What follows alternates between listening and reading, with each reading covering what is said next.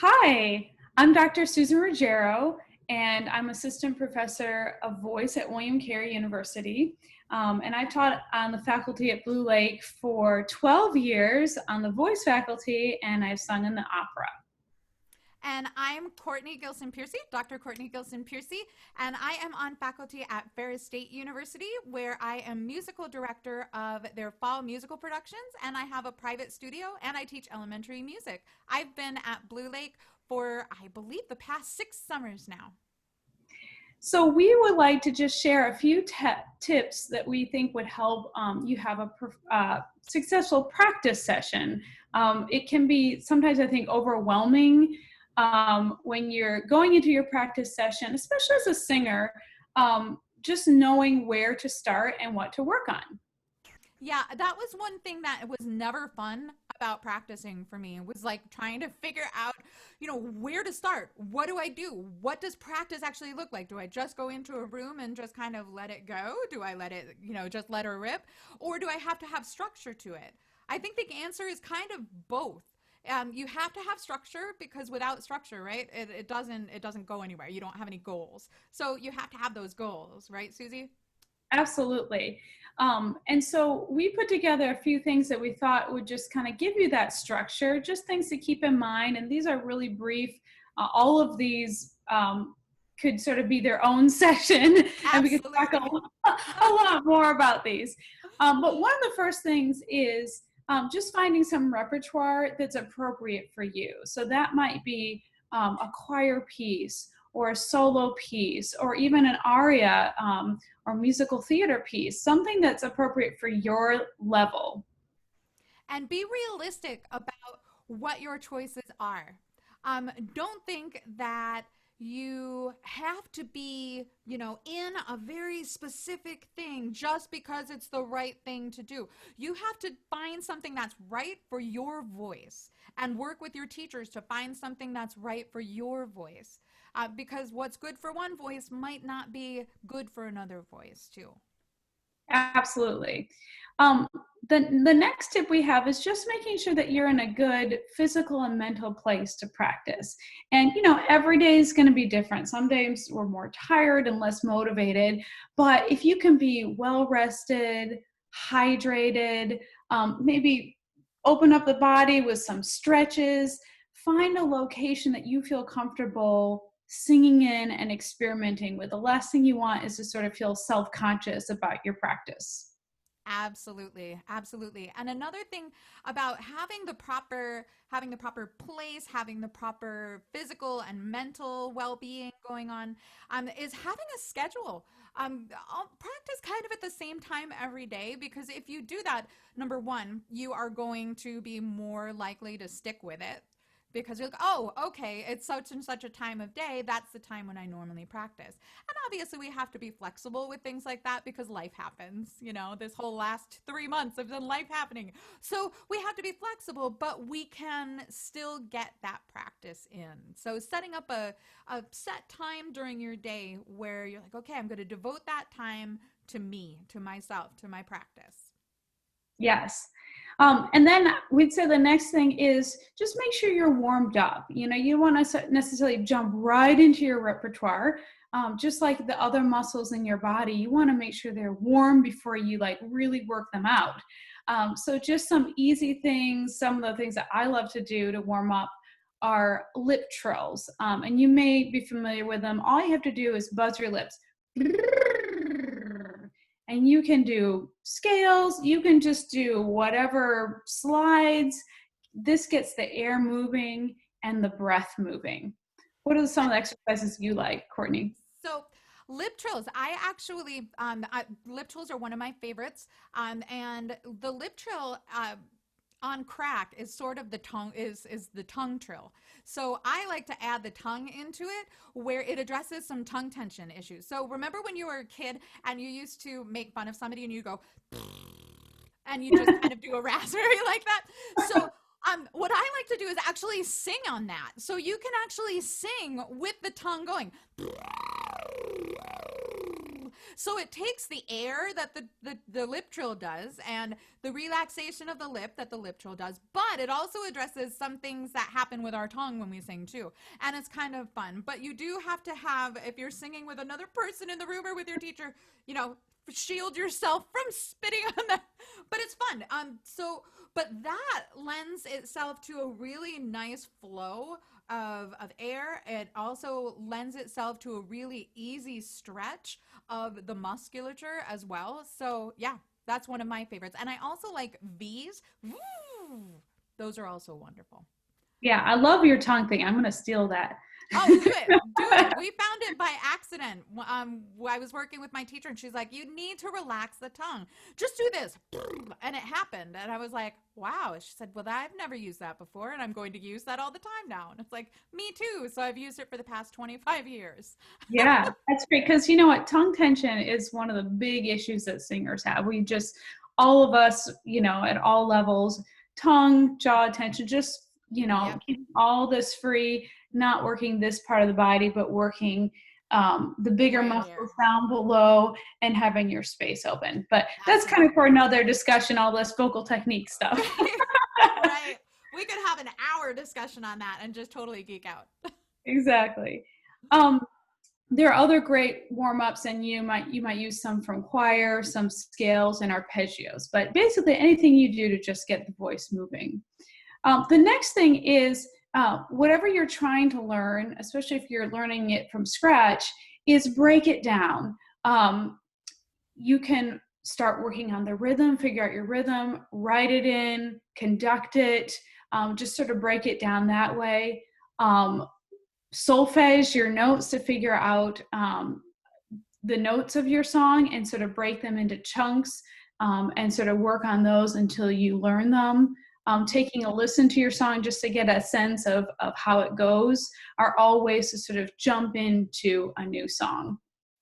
Yeah, and I like to take some of the language and kind of look at the rhythm of the language, and then I'll intone it on one pitch. So you know, so I will just intone the language and the rhythm on one pitch. And that gets everything like all nice and lined up on one pitch. So you don't have to worry about like where's the melodic line going at first. So you get comfortable with the language, you get comfortable with the rhythm, and then you can start putting those pitches in too. I'm a big proponent of solfeging your stuff. Write in your solfege on the bottom of your score, figure out where it is. And if you don't know, ask your teacher, you know, where it is, and you write what you can and where you can. And yeah. Yeah. And speaking of language, as singers, we typically have text that we're singing with, and it might be in our language, it might be in a foreign language. So if it's a language that you don't know, finding your pronunciation, knowing your translation, and writing those things in your music is so important because you need to know what you're singing about.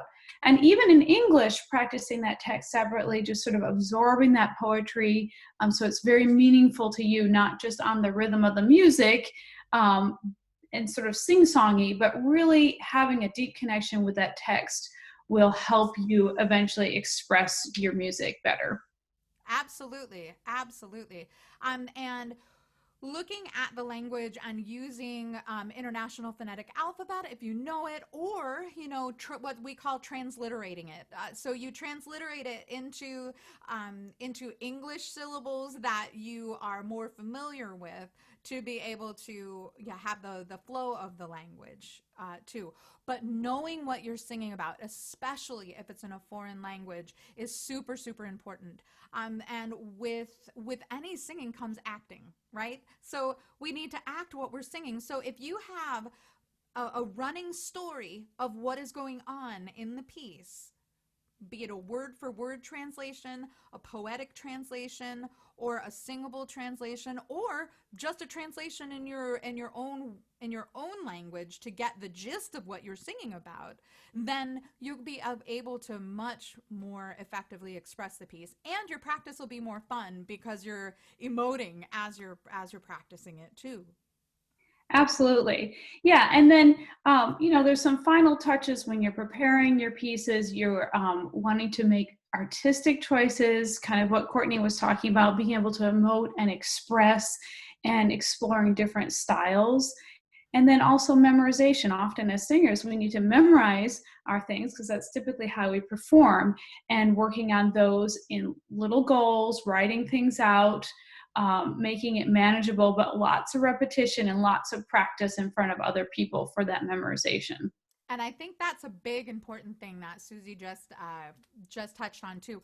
Practicing in front of other people. Once you get comfortable enough in your own, in your own practice to practice in front of other people, that's a big deal. That's a huge thing that's going to help you get that next step to practicing in front of or to sing in front of an audience too.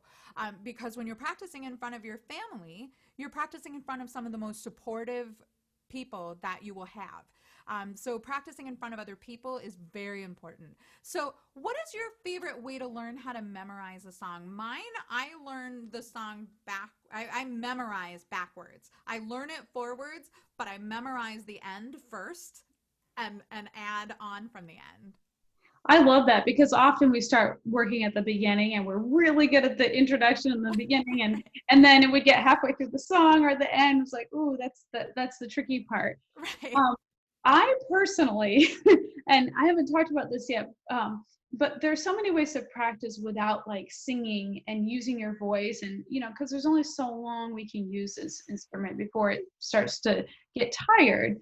Kind of like brass players, like there's only so many hours they can play their instrument. Right, before your lips just go. Absolutely, yeah. And so for me, I actually take my music to bed with me, and I put it on my pillow. Yep. And I memorize just mentally till I go to bed and just sort of conk out. And that's one of my favorite times to memorize. I just go phrase by phrase, looking at it until I can completely look away and remember that phrase. Then I move to the next phrase and do the same thing. And so I just keep doing that every night or in the car sometimes, just, tricks. I like to write my text out too.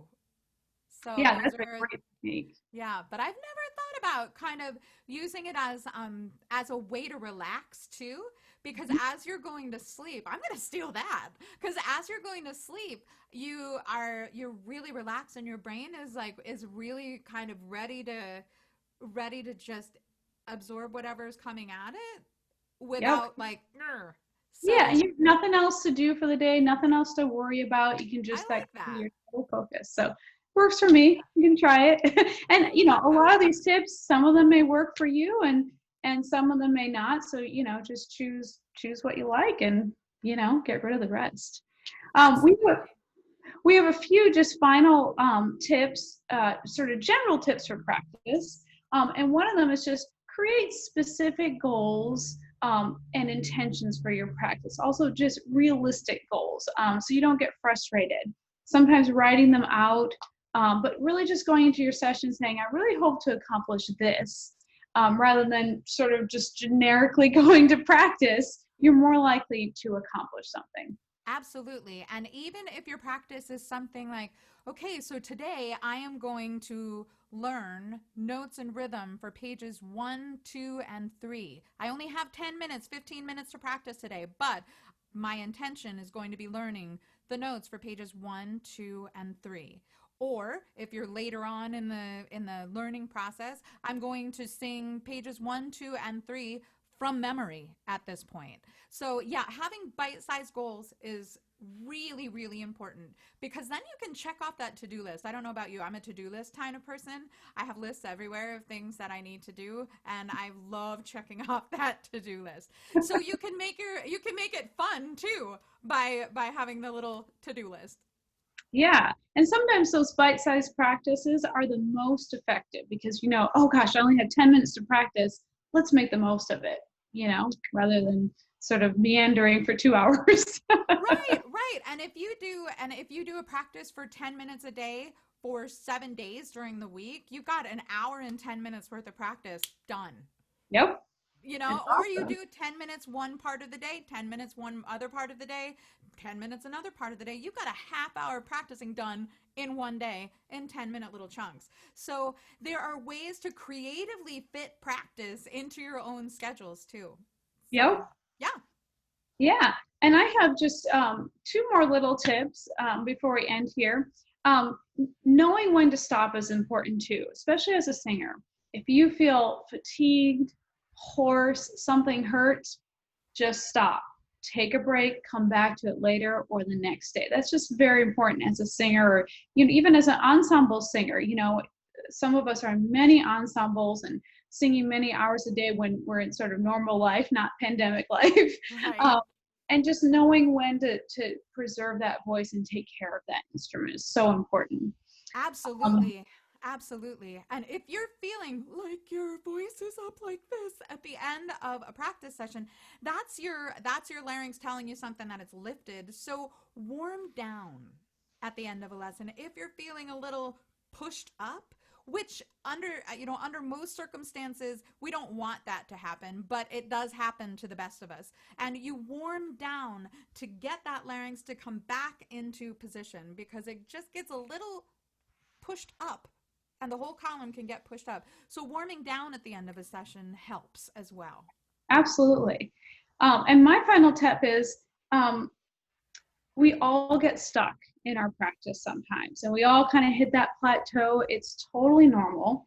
But some of the things I like to do is just sort of seek out inspiration, whether it's from an artist that I love to watch, just listen to someone, watch their videos, or I like to read vocal pedagogy blogs to get vocal technique ideas. One of my favorite is Matthew Edwards, edwardsvoice.wordpress.com. He just looks at all sorts of different approaches to vocal pedagogy and gives you nice short tips on how to improve your voice. So just seek out that inspiration online, through your teachers, through your friends, so that you can stay motivated and excited about practicing.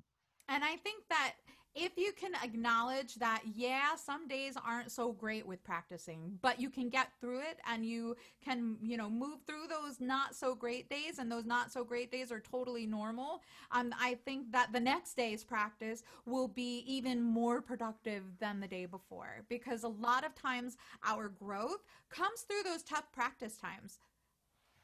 Absolutely. So we hope that some of these tips were helpful for you today. We certainly enjoyed sharing them, and we will miss seeing you all at Blue Lake this summer. We hope to see you Absolutely. next summer. And thanks so much for watching. This is Virtual Arts Video brought to you by Blue Lake Fine Arts Camp. Thanks so much, Susie. Thank you, Courtney. See you guys. Bye. Bye.